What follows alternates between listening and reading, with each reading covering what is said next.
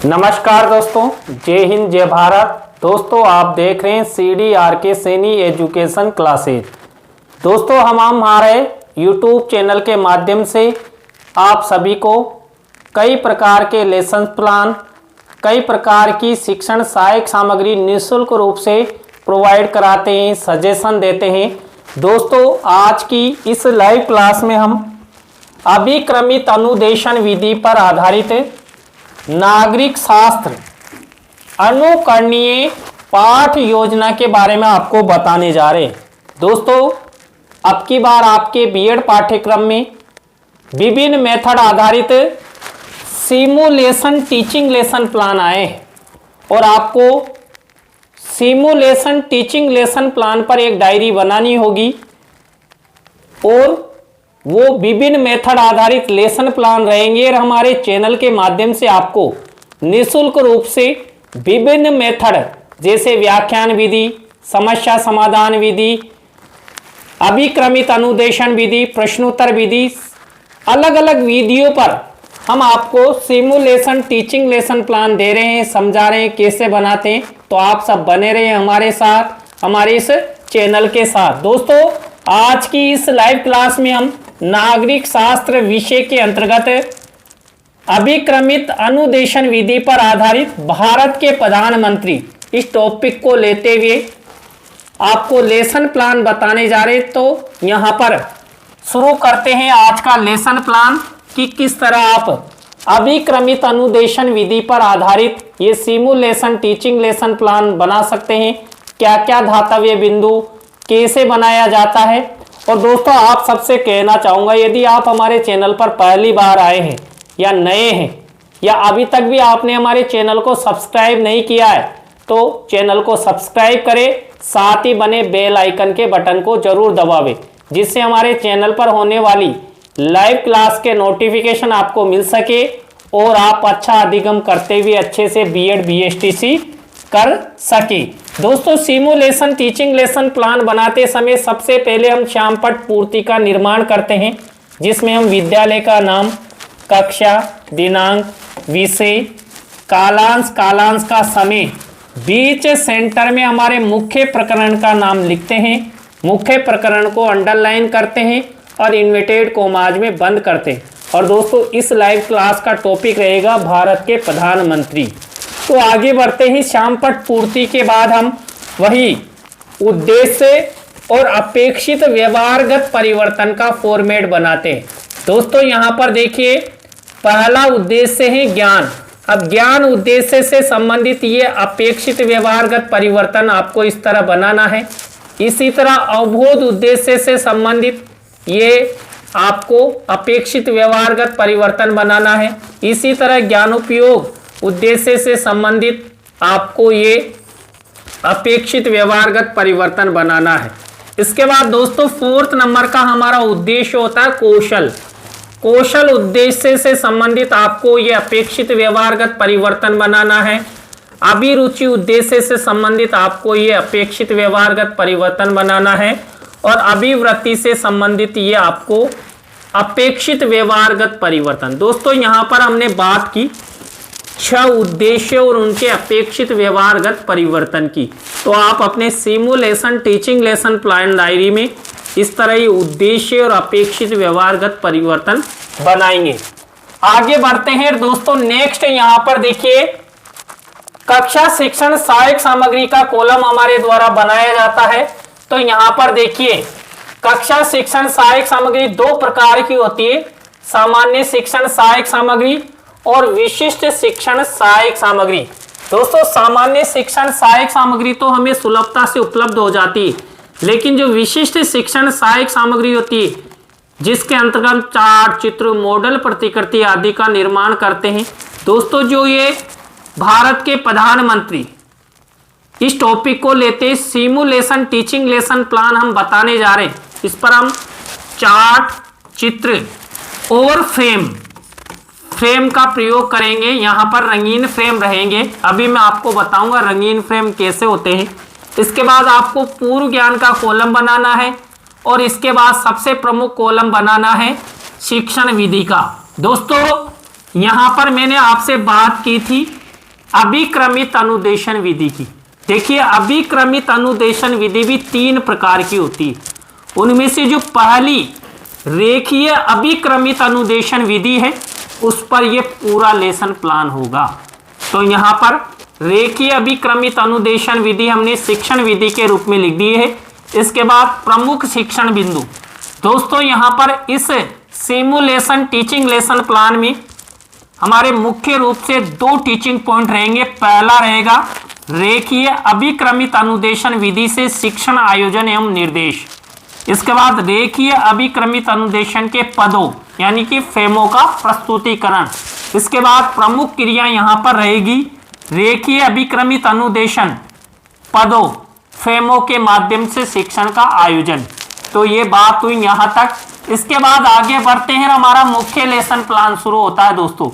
और कई बार मैंने आपको बताया कि हमारा मुख्य लेसन प्लान हमारी पाठ योजना के पहले शिक्षण बिंदु यानी पहली स्टेप से शुरू होता है। और ये पहली स्टेप होती है दोस्तों प्रस्तावना।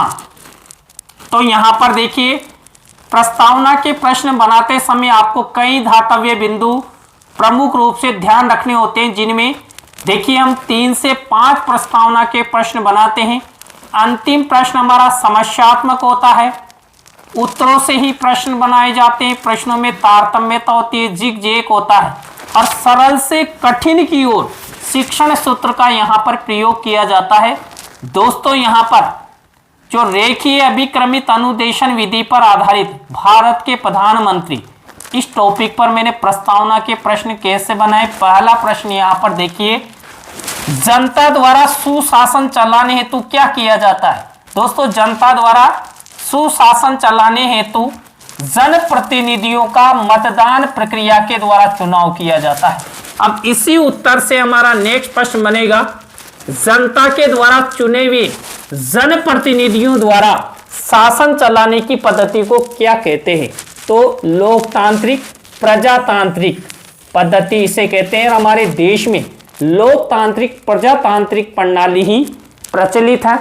यहाँ पर जनता के ही प्रतिनिधि होते हैं, जनता के द्वारा ही चुना जाते हैं और शासन चलाते हैं। अब इसी उत्तर से हमारा नेक्स्ट प्रश्न बनेगा, संसार में लोकतांत्रिक प्रजातांत्रिक शासन की दृष्टि से सबसे बड़ा देश किसे माना जाता है।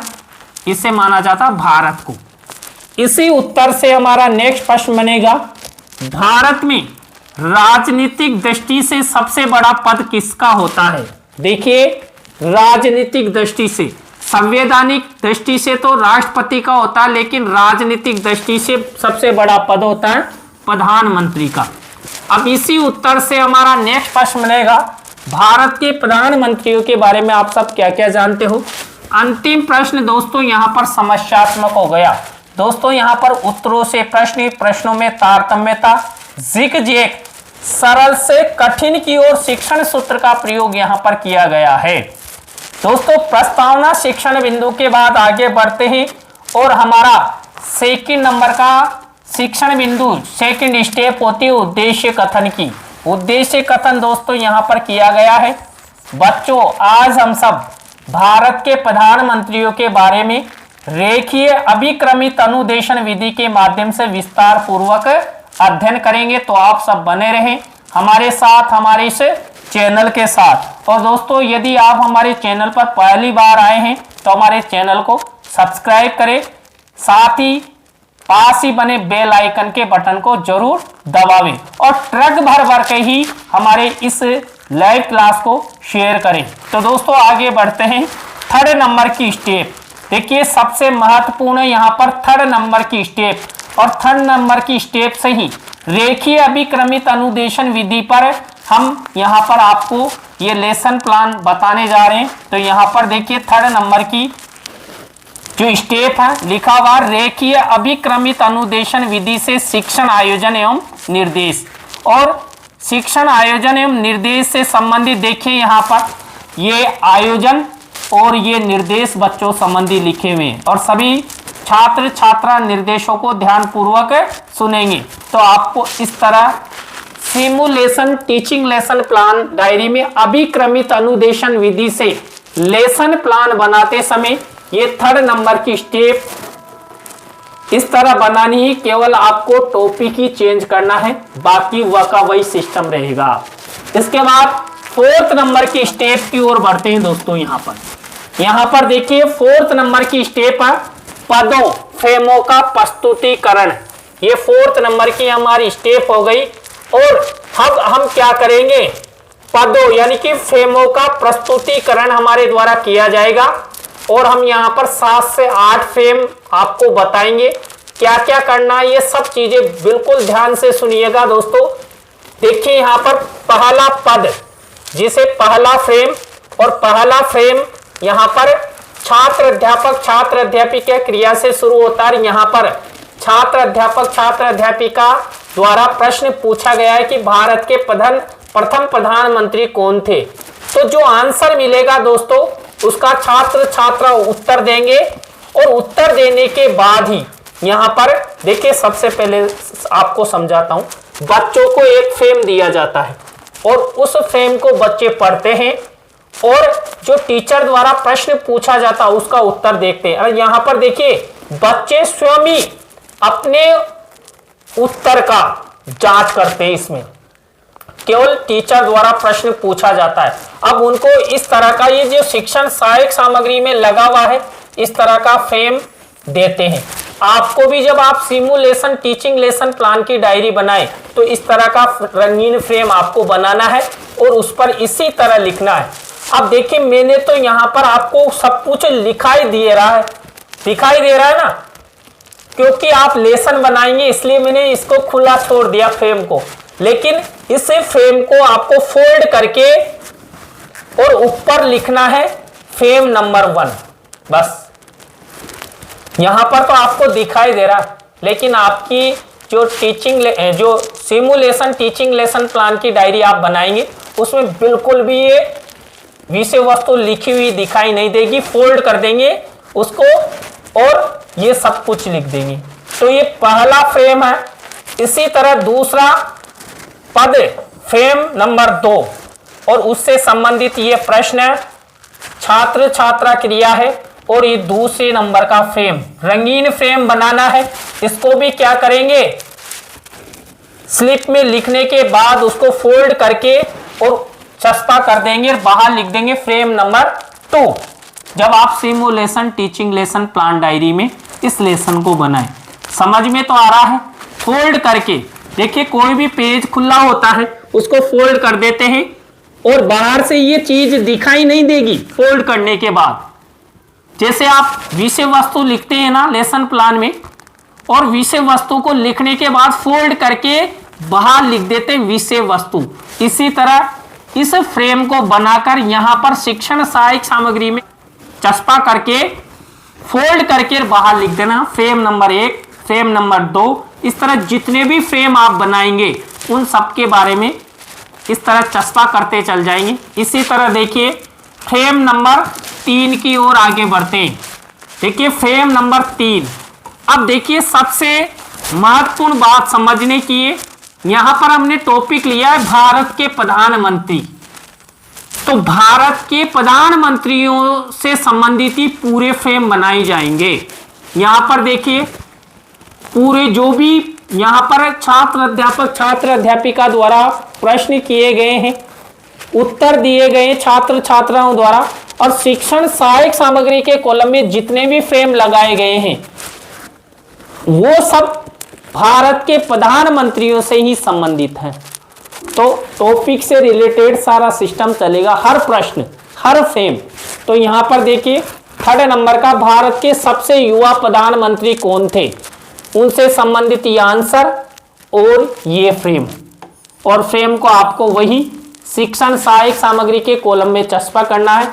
इसी तरह फ्रेम नंबर 4 और ये प्रश्न छात्र छात्रा क्रिया और ये फ्रेम नंबर 4।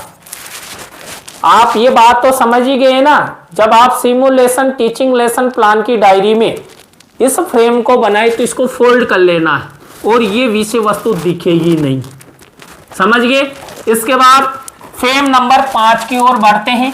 ये फ्रेम नंबर 5 है दोस्तों, यहाँ पर फ्रेम नंबर 5 और इससे संबंधित ये छात्र अध्यापक छात्र अध्यापिका क्रिया, है ना।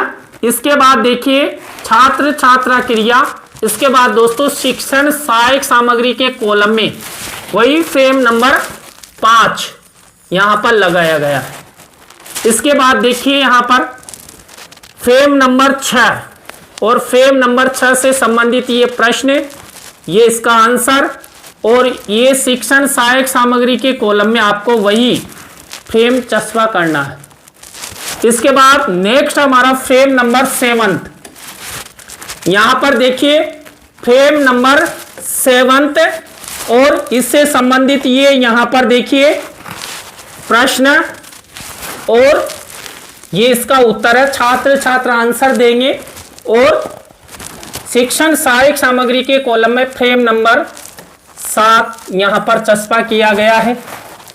इसके बाद देखिए प्रश्न से संबंधित ही फ्रेम बनाया गया है। जितना भी आप प्रश्न पढ़ रहे हो कि भारत के प्रथम सिख प्रधानमंत्री कौन थे, आंसर मिल रहा मनमोहन सिंह, और मनमोहन सिंह से संबंधित ही फ्रेम है। इसके बाद देखिए फ्रेम नंबर 8 और ये प्रश्न बनाया गया है, ये उत्तर है और ये फ्रेम बनाया गया। इस तरह आपको रेखीय अभिक्रमित अनुदेशन विधि के अंतर्गत ये प्रश्न बनाने हैं। छात्र अध्यापक छात्र अध्यापिका क्रिया वाले कॉलम में ये आंसर लिखने हैं। इसके बाद शिक्षण सहायक सामग्री के कॉलम में आपको रंगीन फ्रेम बनाना है और फ्रेम को संबंधित प्रश्न के अनुसार ही विषय वस्तु लिखना है, फोल्ड करना है। फोल्ड करने के बाद ऊपर लिख देना है फ्रेम नंबर 5, 4 जो भी आता है, दिखनी नहीं चाहिए विषय वस्तु। और मैं मानता हूं आपके समझ में आ गया होगा। इसके बाद आगे बढ़ते हैं नेक्स्ट शिक्षण बिंदु की ओर। और दोस्तों यहां पर हमारा नेक्स्ट शिक्षण बिंदु है पुनरावृत्ति प्रश्न। देखिए अभी जितना भी हमने पढ़ा और फ्रेमों में विषय वस्तु लिखी, भारत के प्रधानमंत्रियों से संबंधित उस विषय वस्तु में से ये पुनरावृत्ति प्रश्न उत्तर हमारे द्वारा बनाए जाते हैं। तो आपको ये पुनरावृत्ति प्रश्न उत्तर बनाना है इस तरह।